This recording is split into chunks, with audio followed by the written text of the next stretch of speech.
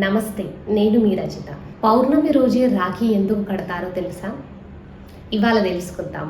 పౌర్ణమి రోజు మాత్రమే ఈ రాఖీ పండుగను ఎందుకు జరుపుకుంటున్నామో తెలుసుకుందాం.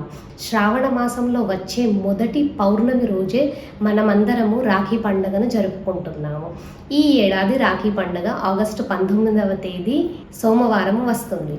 అయితే పౌర్ణమి రోజు మాత్రమే ఈ రాఖీ పండుగ మనమందరము జరుపుకుంటున్నాము. దీని వెనకాల ఉన్న కథనం ఏమిటో ఇప్పుడు మనము క్లుప్తంగా తెలుసుకుందాము. రాఖీ పండుగ అనగానే అక్క చెల్లెలు, అన్న తమ్ములు, అక్క తమ్ముడు మధ్యలో ఉన్న బంధాన్ని మనకు తెలుపుతుంది. వారి ప్రేమలకు చిహ్నంగా ఈ పండుగను జరుపుకుంటున్నాం కదా.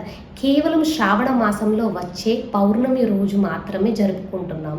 హిందూ క్యాలెండర్ ప్రకారము ఈ ఏడాది రాఖీ పండుగ మనకు ఆగస్టు 19వ తేదీ తెల్లవారుజామున 2:21 నుంచి మధ్యాహ్నం 1:24 వరకు ఉంది. అయితే పురాణాల ప్రకారము విష్ణుమూర్తి వామనావతారంలో బలిచక్రవర్తి మహారాజు వద్దకి వస్తాడు కదా. 3 కోరికలు కోరుతాడు కదా. 3 అడుగుల నేల కావాలని. అయితే ఒక కాలు భూమి మీద, ఒక కాలు ఆకాశం పైన, 3వ కాలు ఎక్కడ పెట్టాలో అని అడిగితే బలిచక్రవర్తి తన తలను చూపించి ఇక్కడ పెట్టండి అని అంటాడు కదా. అప్పుడు బలి మహారాజు తన తలను చూపిస్తాడు కదా విష్ణుమూర్తికి. అప్పుడు బలి మహారాజు తలపై కాలు పెట్టడంతో భూమిలోకి తొక్కేస్తాడు. ఈ కథ మనందరికీ తెలిసిందే. ఆ సంఘటన ద్వారా మళ్ళీ వామనుడు బలిచక్రవర్తికి ఓ వరం కూడా ఇస్తాడు. ఆ సమయంలో ఈ సంఘటన తరువాత బలిచక్రవర్తి వామన అవతారంలో ఉన్న విష్ణుమూర్తికి ఒక రోజంతా ఉండమని అడుగుతాడు. అయితే ఈ వామన అవతారం తర్వాత విష్ణుమూర్తి లక్ష్మీదేవి వద్దకు వెళ్ళాల్సి ఉన్నది. కానీ బలి కోరికకు కాదనలేక విష్ణుమూర్తి తన ఇంటనే ఉండిపోతాడు.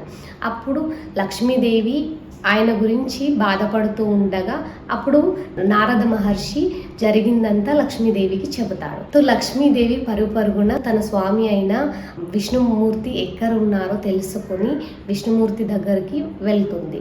తన భర్త విష్ణుమూర్తికి తనతో పాటు ఇంటికి తీసుకువెళ్ళాలని అంటుంది.